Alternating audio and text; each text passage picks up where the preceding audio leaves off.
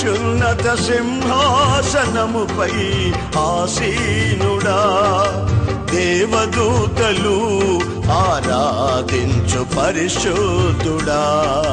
యేసయ్యా నా నిలువెల్ల నిండియున్నావు, నా మనసార నీ సన్నిధిలో సాగిలపడి నమస్కారము చేసెదా, సాగిలపడి నమస్కారము చేసెదా. నా మనసార నీ సన్నిధిలో సాగిలపడి నమస్కారము చేసెదా, సాగిలపడి నమస్కారము చేసెదా. శోధనను సహించువాడు ధన్యుడు, అతను శోధనకు నిలిచిన వాడై తన్ను ప్రేమించు వారికి ఆయన చేసిన వాగ్దానం మేరకు జీవ కిరీటం పొందుతారు. ఆమేన్. యేసుతో ఈ మార్గంలో వెళ్ళే ప్రతి వారికి జీవ కిరీటం కలుగునుగాక. ఆయనతో నడిచిన వారికి 7 దీవెనలు రాయబడ్డాడుగా బైబిల్లో ఉన్నాయి. అవన్నీ చాలాసార్లు విన్నాం, చదువుకున్నాం. అనేక మంది దైవజనులు చెప్పారు. ఆయనతో మహిమలో ఉంటావు, ఆయనతో సింహాసనం మీద ఉంటావు, ఆయనతో ఏలుతావు, ఆయనతో న్యాయ తీర్పులో నిలబడి న్యాయం చేస్తావు, ఆయనతో భోంచేస్తావు, ఆయనతో విందుశాలలో సంచరిస్తావు, ఆయనతో ఈ సకల మార్గంలో కూడా నీ పైన దీవెనకరంగా ఉంటుంది. అయితే ఇక్కడ రాయబడిన మాట ఏంటంటే శోధనలో నిలిచి ఉండడం, అప్పుడు మాత్రమే వారికి దీవెన కలగడం అనే మాటలు చాలా తేటగా మనం వింటూ వచ్చాం కదా. ఇప్పుడు కొన్ని ముఖ్యమైన విషయాలు మీతో చెప్పాలని నేను కోరుకుంటున్నా. ఇదేమిటంటే మనకి శోధనలు పలు రకాలుగా వస్తాయి. ఈ పలు రకాల శోధనలలో మనం నిలిచి ఉండడం నేర్చుకోవాలి. అందరికీ ఒక రకమైన శోధనలు రావు, అందరికీ ఒక రకమైన ఇబ్బందులు రావు. కరువు సంబంధమైన శోధన కొంతమందికి వస్తే, అన్నదమ్ముల వల్ల శోధన కొంతమందికి వస్తే, ఆస్తుల వల్ల కొంతమందికి శోధన వస్తే, శరీరాన్ని బట్టి కొంతమందికి శోధన వస్తే, నేత్రాశను బట్టి కొంతమందికి శోధన వస్తే, మొత్తం మీద అందరూ ఈ మార్గానే వెళ్ళాలి. దేవుడు చెప్పాడు, ఈ మార్గాన్ని నేను వెళుతున్నాను, ఇది ప్రతిష్ఠించబడిన మార్గం, ఈ మార్గంలో మీరు నడవండి. నడిస్తే తప్పనిసరిగా నా మార్గంలో మీరు నడిచొస్తారు. నేను శోధనలు జయించాను, మీరు శోధనలు జయిస్తారు. తప్పనిసరిగా నాతో కూడా సింహాసనం మీద ఉండి నిశ్చయముగా ఈ లేఖన భాగంలో ఉన్న ఆ కిరీటం మీరు పెట్టుకొని, నేను ఒక్కడనే కిరీటం పెట్టుకోవడం కాదు, నా తండ్రి మీకు కూడా కిరీటం పెడతాడు. ఆ కిరీటధారిగా మీరు తప్పనిసరిగా ఆ రోజున కనబడతారు.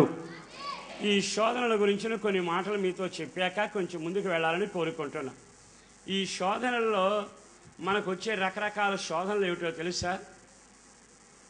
కొంతమంది ఏమో డబ్బును బట్టి శోధించబడతారు, కొంతమంది ఏమో పదవినిచ్చి దేవుడు శోధిస్తాడు, కొంతమందినేమో అనారోగ్యంలో శోధిస్తాడు, కొంతమంది ఏమో సాతాను ఉచ్చుల వల్ల చిక్కుబడి శోధించబడతారు, కొంతమంది దేవుని చిత్తాన్ని నెరవేర్చలేక శోధనలో పాలవుతారు. ఇవన్నీ చాలా వివరంగా ఉన్నా ఈ రోజున ఒక విషయం మీకు జ్ఞాపకం చేయాలని కోరుకుంటున్నా.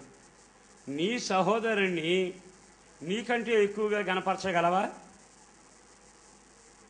నీ సహోదరుణ్ణి నీకంటే నీవు ఎక్కువగా గణపరచగలవా? ఈ మాట వింటాక బాగుంటుంది, చెప్పడానికి ఇంకా బాగుంటుంది. కానీ నాకంటే చిన్నవాడినో నా ఎదురున్న ఏ వ్యక్తినైనా నేను గణపరచడం అంటే మనసు ఎంత విలవిలలాడిపోతుందో తెలుసా?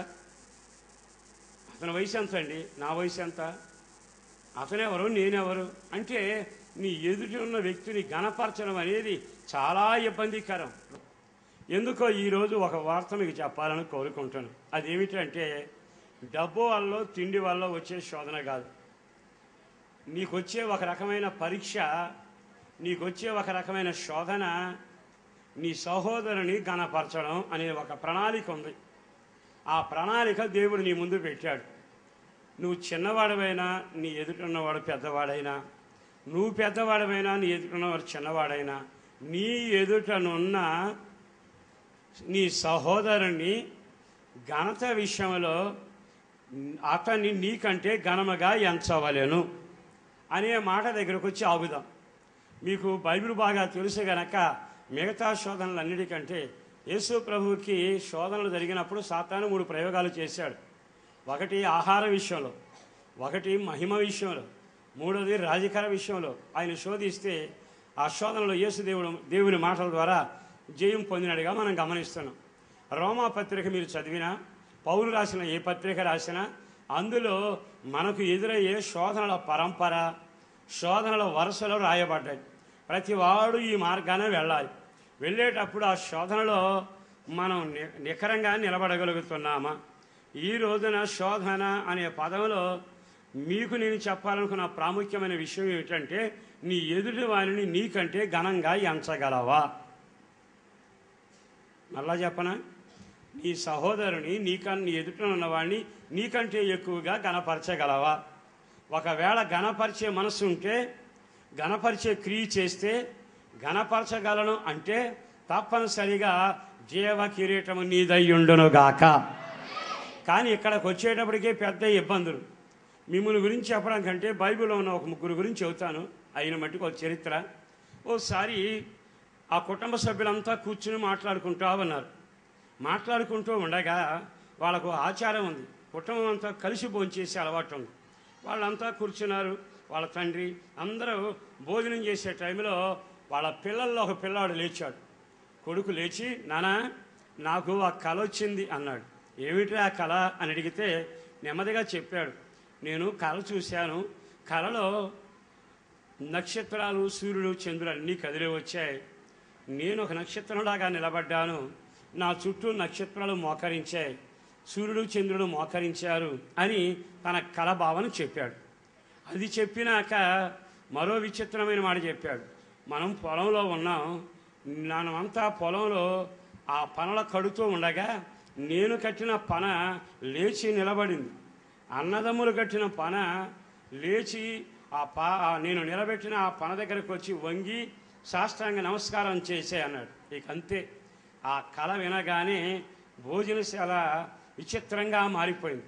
ఒకరి ముఖంలో కూడా కళ లేకపోయింది, కంగారు ఎక్కువైపోయింది. వాళ్ళలో వాళ్ళ అన్నదమ్ములు ఒకరిని చూసి వారు పళ్ళు కొరుక్కుంటూ, ఎరా వీడేమో ఏలేవాడా, మనమేమో సాగిలి పడేవాళ్ళమా, ఇదేగా వీని కళ. వాళ్ళ కళకు దాని అర్థాన్ని గ్రహించి వాళ్ళంతా ఎంత వేదనగా మాట్లాడారంటే అంత వేదనగా మాట్లాడారు. ఇది కుటుంబాల్లో జరుగుతున్న ఓ తీరు తంతు. ఎందుకో ఈ రోజున పరిశుద్ధాత్మ దేవుడు నీతో సూటిగా మాట్లాడుతుండగా, నువ్వు లోకాన్ని జయించావు, అన్నీ జయించారని చెప్పుకున్నావు. కానీ నీ సహోదరుని ఎదురుగా ఉండగా, నీ వాడు నీకు ఎదురుగా ఉండగా, నీ ఎదురున్న వారు నీకంటే గనులుగా నీవు హెచ్చించి గణపరిచే ఒక అనుభూతికి రాగలిగి, అటు ఇరుకు కానీ, అటు సమస్య కానీ, అటు విమర్శ కానీ, అటు నిందలు కానీ, అటు వేదనాకరమైన ఆటంకాలు వచ్చినప్పుడు వాటిని నీవు జయించి నీ ఎదుటనున్న వారిని నువ్వు గణపరచగలుగుతున్నావా? రకరకాల శోధనలో జయం పొందిన సహోదరులారా, ఎదురు వ్యక్తిని గణపరిచే ఆ కార్యక్రమంలో కానీ ఆ శోధనను నువ్వు జయించగలిగితే నీ జీవితం ధన్యం, నీ బ్రతుకు ఆశీర్వదించబడును గాక. ఇక్కడ ఆ సహోదరులందరూ మాట అనుకున్నారు. వాళ్ళు అనుకున్న మాట ఒక్కసారి చదవండి బైబిల్లో. ఆ ఆదికాండం 37:8. అందుకతని సహోదరులు నీవు నిశ్చయముగా నీవు మమ్మల్ని ఏలేదవా, మా మీద నీవు అధికారివై ఉండేదవా అని అతనితో చెప్పి అతని కళను బట్టి అతని మాటలను బట్టి అతని మీద మరింత పగ పట్టిరి. అందరా మేము చెప్పండి. ఇప్పుడు ఈ విషయం మీకు చెబుతాను. ఇప్పుడు ఇది ఒక శోధన, బాగా వినండి. ఇదేమిటి? ఇది ఒక శోధన. ఇది ఎక్కడ కుటుంబంలో జరిగింది, ఇది ఎక్కడ సంఘంలో జరిగింది, ఇది ఎక్కడ ప్రార్థనాపరుల మధ్యలో జరుగుతున్న తంతు. మన సహోదరులో ఒకడట నెమ్మదిగా కళ చెప్పాడు, కళకి అర్థం చెప్పాడు వాళ్ళ నాన్న. సహోదరులందరూ అనే మాట ఏమిటంటే, నువ్వు ఏలేవాడివా, మేము నీకు సాగిలపడి దండం పెట్టేవాళ్ళమా అని. ఆ రోజున నిజంగా కుటుంబం అంతా బలిపీఠం కట్టిన కుటుంబం, ప్రార్థన చేసిన కుటుంబం, కృపలో సాగిన కుటుంబం. ఆ కుటుంబంలో అన్నదమ్ములందరికీ ఆలోచన ఏమిటో తెలుసా? నువ్వు ఏలడటం, మేము ఏలబట్టం ఇది జరగని విషయం. ఈరోజు క్రైస్తవ లోకంలో అన్ని శోధనల కంటే బాధాకరమైన శోధన ఇది. ఒకవేళ ఇలాంటి సంఘటన నీకు ఎదురయ్యింది అనుకో, నీ భార్యను నువ్వు గణపరచాల్సి వచ్చిందనుకో, నీ భర్తను నీవు గణపరచాల్సి వచ్చిందనుకో, నీ పిల్లలను నీవు గణపరచాల్సి వచ్చిందనుకో, నీకన్నా ఒక దరిద్రుని నీవు గణపరచాల్సి వచ్చిందనుకో, అతన్ని దేవుడు అభిషేకించాడు అనుకో, దేవుడు అతన్ని ఎన్నిక చేశాడు అనుకో, అతన్ని నీవు గణపరచగలవా? చాలాసార్లు మనిషి హృదయంలో జరిగే పోరాటం ఏంటో తెలుసా? నేను పైన ఉండాలి, నా మాటే సాగాలి, నా ఇష్టమే నెరవేర్చబడాలి, నేను అనేది మన జీవితంలో మొదలవుతుంది. ఎప్పుడైనా ఒక వ్యక్తి మనకంటే దేవుని ద్వారా హెచ్చించబడినప్పుడు, ఒక వ్యక్తి దేవుని చేత గణపరచబడినప్పుడు పౌలు చక్కని మాట రాసి నీకు నాకు వినిపిస్తున్నాడు. సహోదరులారా, గణపరచడం విషయంలో దేవుని ఎలా గణపరుస్తున్నావు, దేవుని ఎలా గణపరిచి ఆరాధన చేస్తున్నావు, దేవుని ఎలా గణపరిచి 2 చేతులు ఎత్తి దండం పెడుతున్నావు, ఘనత విషయంలో దేవుని గణపరిచినట్లు కానీ నీ ఎదుటనున్నవాడు బలహీనుడైనా, రోగి అయినా, చేతగాని వాడైనా, అతడు ఎవరైనా కానీ గణపరచవలసిన సమయం వస్తే అది నీకు శోధన కాలం కాకుండానట్లుగా ఆ వ్యక్తిని నీవు గణపరచుదువుగాక అని బైబిల్ చాలా తేడాగా చెప్పి రాసిపెట్టింది. మరి ఈ మాటలు వింటుండగా మన సహోదరుల విషయంలో, మన కుటుంబ సభ్యుల విషయంలో, మన ఇరుగు పొరుగు వారి విషయంలో, సమాజంలో ఉన్న వ్యక్తుల విషయంలో మన ఎదురువాన్ని మనం గణపరచగలుగుతున్నామా? రకరకాల శోధనలు మీకు చెప్పక్కర్లా, మీరే నాకు చెబుతారు. ఆ శోధన చేయించాం, ఈ శోధన చేయించాం, మోకాళ్ళ మీద నీ ప్రార్థన చేశాం, అన్నీ బాగానే ఉన్నాయి. మరి నీ సహోదరుని నీకంటే ఎక్కువగా గణపరిచే ఒక భయంకరమైన శోధనలో నిన్ను దేవుడు నడిపించాడనుకో, ఆ పరీక్ష నీకు పెట్టాడనుకో, ఆ కార్యక్రమం నీకు అప్పగించాడనుకో, నేను వెళుతున్నాను, నా సహోదరులు నేను ఎలా గణపరిచానో మీరు అలాగే గణపరచండి, అదే మార్గం అని ఆ మార్గాన శోధించబడిన మార్గం, ఓ రకంగా పరీక్షించబడిన మార్గంలో యేసు వెళ్ళాడు, మనం వెళ్ళాలి. మరి నిజంగా ఆ పరీక్ష మనకు ఎదురైతే, ఆ శోధన మనకు ఎదురైతే అక్కడ మనం ఎలా స్పందిస్తాము? యేసు ఎలా నడిచాడు ఒక మాట చెబుతాను. ఆయన వెళుతూ తన దగ్గరకు ఒక వ్యక్తి వచ్చాడు. ఎవరతను? తన శిష్యుడు, తన సొమ్ము పట్టుకున్నవాడు, తన అధికారం అంతా అతని చేతికి అప్పగించాడు. అతడు రానే వచ్చాడు. వచ్చిన తర్వాత ఏమన్నాడు తెలుసా? యేసును పట్టుకుని ముద్దు పెట్టి ఎంత చక్కగా ప్రేమను వలకబోసాడు. అప్పుడు యేసుదేవుడు అనాల్సిన మాట ఏమిటో తెలుసా? దుర్మార్గుడా, చేయాల్సిందంతా చేశావా? బేరం మాట్లాడి రేటు కుదుర్చుకుని అమ్ముకుని చివరికి నాణ్యాలు తెచ్చుకుని నా దగ్గరకు వచ్చి దొంగ ముద్దు పెడుతున్నావా అని అనలా. ఆ సమయంలో కూడా ఆయన అన్న మాట ఏమిటో తెలుసా? సహోదరుడా, చెలికాడా, నువ్వు చేయవలసింది చెయ్యి అని అప్పగించాడు. ఎందుకని? యేసు ప్రభు తెలియక కాదు, ఆయన కోపపడలేక కాదు, ఆయన ద్వేషాన్ని ప్రదర్శించలేక కాదు. ఆ సమయంలో తాను ఒక మాట మాట్లాడితే ఏమవుతుందో తెలుసు. కానీ ఆయనకి తెలుసు, నేను దేవుని గణపరిచే ఒక వ్యక్తిని, ఈ రకమైన శోధన, ఈ రకమైన పరీక్ష నాకు ఎదురైనప్పుడు నా సహోదరుడు ఎవరైనా కానీ గణపరిచే విషయంలో నేను తొందరపడను, మనసును ఆందోళన చెందను, కలవరపడేట్టుగా ప్రవర్తించను.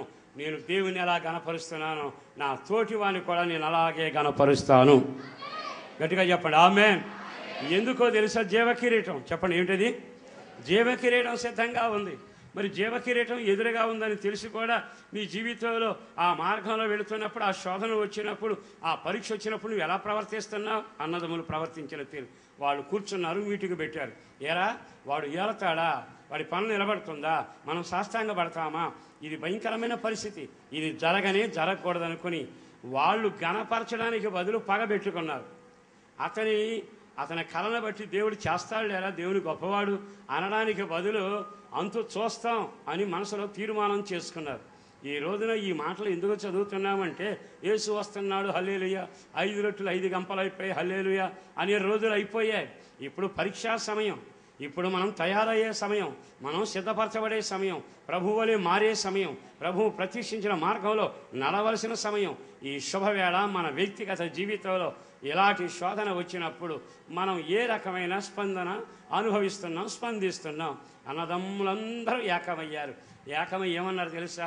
వీడంతా చూడాలి అనుకున్నట్టుగానే ఒక రోజున ఆ రోజు రానే వచ్చింది. వెంటనే తండ్రి పిలిచి, అయ్యా నీ అన్నదమ్ములు ఫలానా చోట ఉన్నారు, అక్కడికి వెళ్ళి క్షేమ సమాచారం తెలుసుకురమ్మని పేరాలు, జున్నుగడ్డలు, ధాన్యం, బట్టలు అన్నీ నెత్తిన పెట్టి అతగాడిని ద్వేషించే వాళ్ళ దగ్గరికి పంపించాడు. బాగా ఆలకించండి.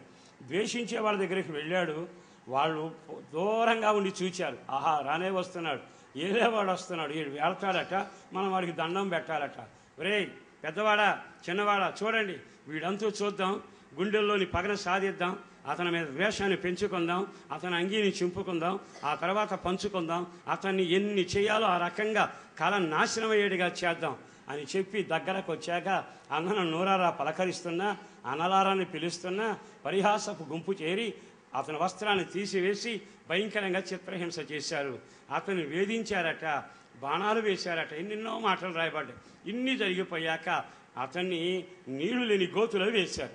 ఆ తర్వాత అతన్ని మారుబేరానికి అమ్మేశారు. ఇదంతా అయిపోయింది. అతగాడు వేరే దేశానికి వెళ్ళిపోయాడు. ఇప్పుడు నేను మీకు చెప్పగలిగిన మాట, శోధన నీ ఒక్కడికే కాదు, యోసేపుకి శోధనే, ఆ ఇంట్లో అన్నదమ్ములకి శోధనే. ఈ శోధనలో ఎవరు గెలిచారు, ఎవరు నిలిచారు? అన్నదమ్ములు పగన పెంచుకున్నారు.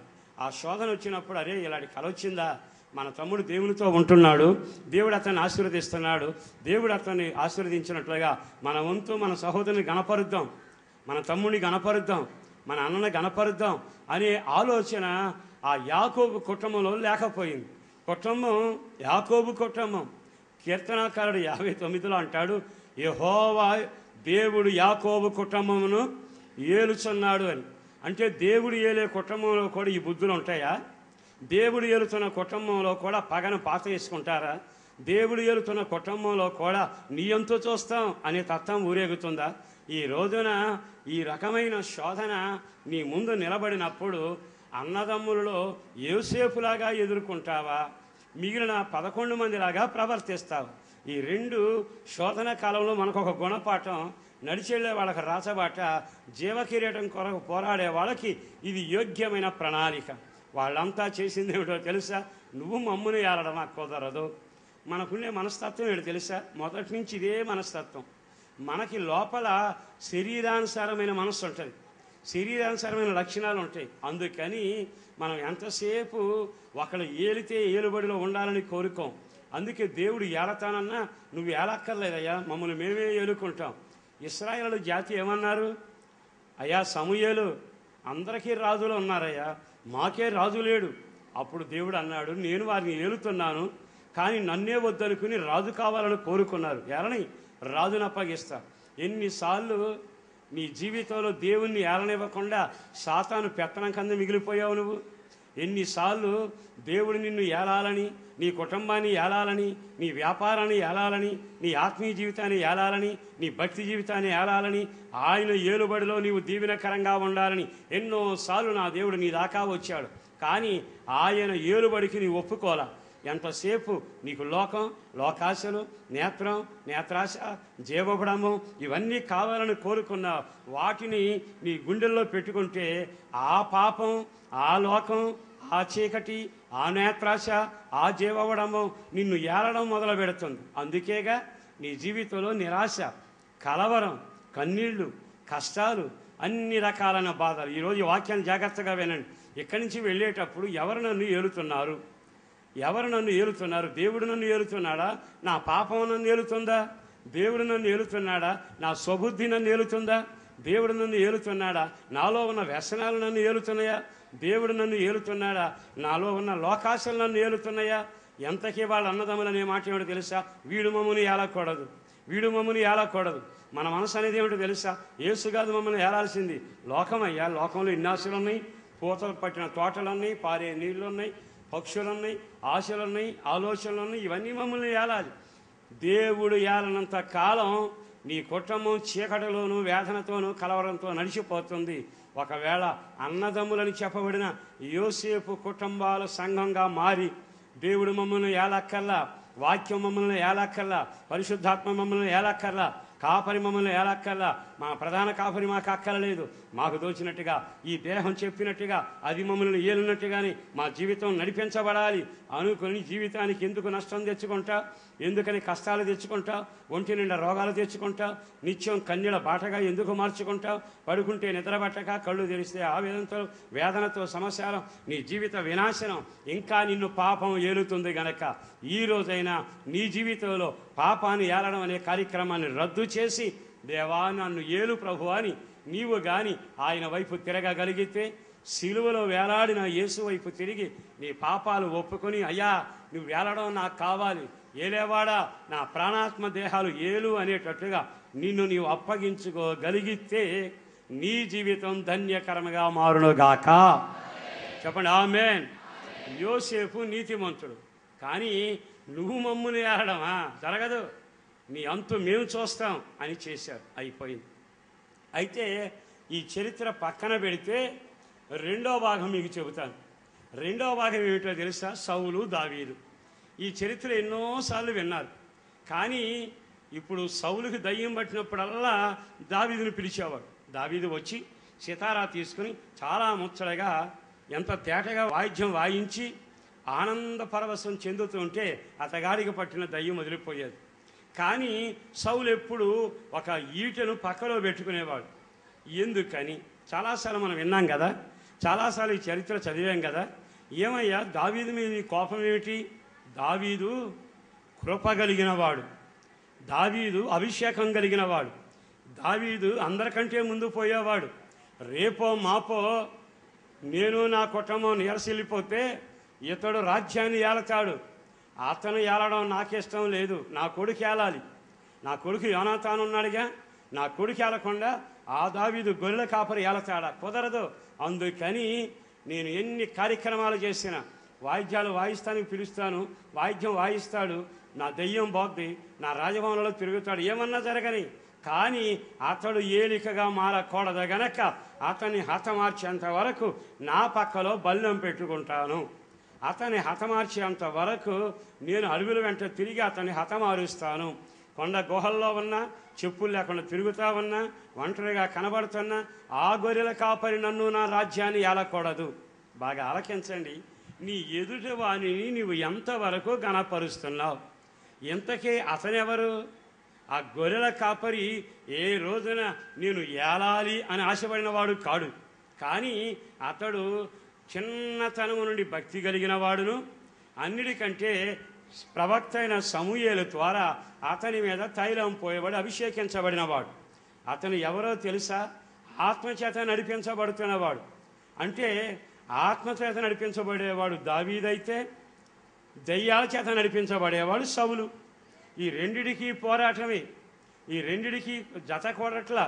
నెమ్మదిగా సౌలు అంటాడు, నువ్వు నన్ను ఏలడం ఏమిటి? ఇది మన గుండెల్లో జరిగే రోమాపత్రిక 8వ అధ్యాయం. శరీరానుసారమైన మనసు, ఆత్మానుసారమైన మనసు. శరీరానుసారమైన మనసు ఏమంటే తెలుసా? ఆత్మానుసారమైన మాట వద్దు, ఆ ప్రసంగాలు వద్దు, ఆ గద్దింపులు వద్దు, ఆ హెచ్చరికలు వద్దు, అభిషేకం వద్దు, ఆ భాషలు వద్దు, ఆ యొక్క మర్మాలు అక్కరలేదు. దేవుని ఆత్మ నడిపించడం కుదరదు.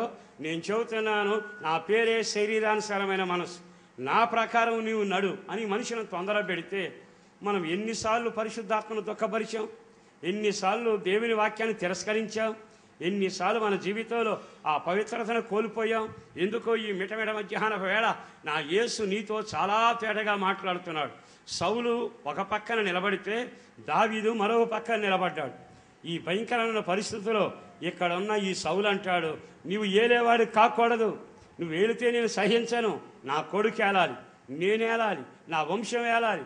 అందుకే ఆత్మ పొందినవాడా, దేవుని చేత నడిపించబడుతున్నవాడా, ఒడిశల దీపి గొలియాతును చంపగలిగినవాడా, వాయిద్యం చేత చీకటి శక్తులు లయపరచగలిగినవాడా, దేవుని ఆత్మే నిన్ను నడిపించిన నువ్వు ఏలడం నేను ఇష్టపడను. నా పేరు సౌలు, నా కొడుకు ఏలాలి, నేను ఏలాలి. ఇదిగో నీ అంతు చూసేందుకు ఈ బాకును చేత్తో పట్టుకున్నాను, ఇది ఎప్పటికైనా నీ మీద ఇసురుతాను. అంటే దావీదు ఏలడం ఇప్పుడు పొరపాటున సౌలుకి ఇష్టం లేదు. రాజ్యం అతను అయిపోద్దేమో అని ఒకరోజు కొడుకుతో అంటాడు కదా, ఒరే యోనాతాను నీకు అర్థం కావట్లా, అతను వెనక పడతావు ఏమిటిరా, అతను వెనక తిరిగి అతను స్నేహితుడు ప్రాణ స్నేహితుడు అంటావు, నీకు రాజ్యం లేకుండా చేస్తాడురా, నువ్వు ఏలాల్సింది వాడు కాదు అని ఈ యోనాతాను కూడా ఉపదేశం చేశాడు. అయినా యోనాతాను అంటాడు, నేను కాదు, అతడే ఏలాలి.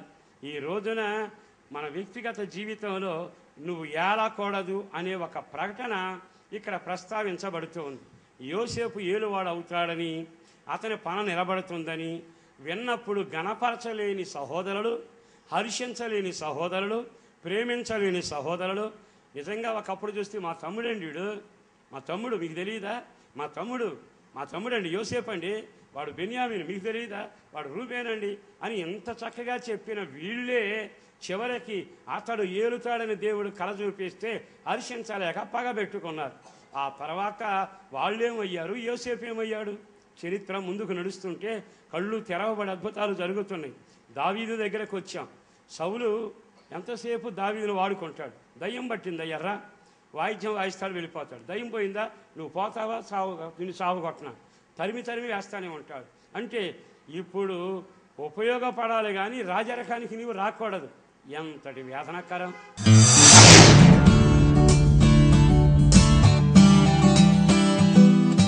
మోకరించండి, ప్రార్థన చేస్తాం. ఆశ్చర్యకరుడు, ఆలోచనకర్త, బలవంతుడైన దేవుడు, నిత్యుడగు తండ్రి, చేసిన మేలుల కొరకు వందనాలు, చేయబోతున్న కార్యాల కొరకు వందనాలు. చేతులెత్తుతున్నావు, నిన్ను స్తుతిస్తున్నాం, నీ నామాన్ని గొప్ప చేస్తున్నాం, మహిమ నీకే ఆరోపిస్తున్నాం. యోసేపులు లేపబడాలయ్యా, సంఘంలో యోసేపులు లేపబడాలి. నా జీవితం యోసేపు జీవితం లాగా, మా జీవితాలు యోసేపు జీవితం లాగా శోధనను సహించిన వాళ్ళమై, నీ కొరకు రోషం కలిగి బ్రతికిన వాళ్ళమై, అవమానం లేని జీవితం జీవించగలిగి ఒక్కరోజున బలా నమ్మకమైన వాడాని నీ చేత కిరీటధారిగా మేము నిలవగలిగినట్లుగా ఈ వాక్యం నాలోను మాలోను విన్న వారందరిలో ఫలభరితంగా మార్చి మీరు దీవించి మహిమ పొందండి. యేసు పరిశుద్ధ నామమున ప్రార్థించి వేడుచున్నాం తండ్రి, ఆమేన్. తండ్రి అయిన దేవుని యొక్క ప్రేమ, ప్రభుని యేసుక్రీస్తు వారి కృప, పరిశుద్ధాత్మ దేవుని అన్యోన్య సహవాసం నిత్యము మనకును సర్వ పరిశుద్ధులకును ఈ వాక్యానికి లోబడిన వారికి కృప సమృద్ధిగా తోడయ్యుండును గాక. ఆమేన్.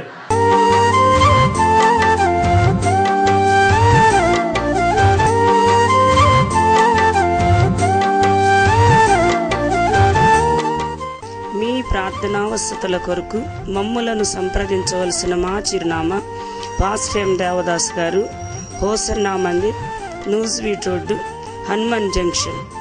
మా ఫోన్ నెంబర్ 9440772772 9032772772.